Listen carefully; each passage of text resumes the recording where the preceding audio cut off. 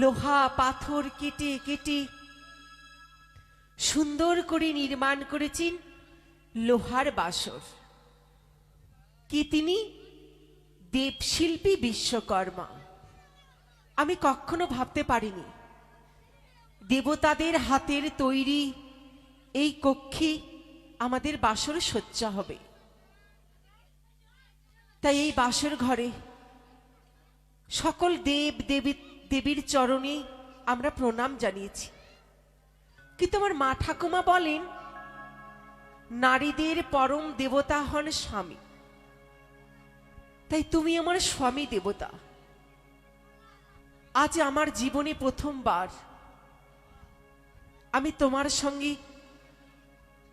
একই ঘরে নিশি যাপন করব। তাই চলার পথে যদি কোনো আমার ভুল হয়, আমি যদি কোনো অপরাধ করে ফেলি, তুমি কি আমাকে ক্ষমা করতে পারো না? বেহুলা, কি বলছো তুমি? তাহলে তুমি আমায় এখনো আশীর্বাদ করো।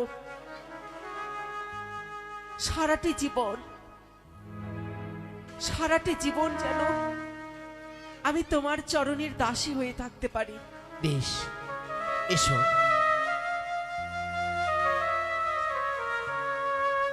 না,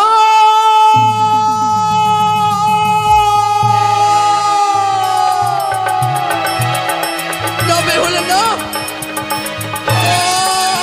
তুমি আমার কাছে আসবে না বেহুলা। হয়তো যেন তোমাকে দেখে আমার এই প্রাণে যেন বড় ভয় পাই বেহুলা। কি বলছো তুমি? হ্যাঁ, তাই তো তুমি আমার কাছে আসবে না বেহুলা, তুমি আমার কাছে আসবে না। তুমি এরকম করে বলো না।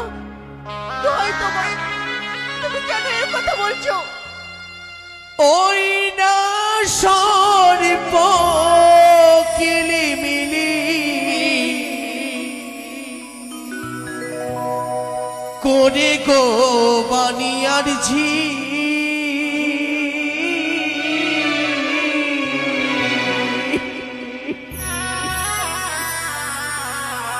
ওই না দেখি সর্প তোমার মস্ত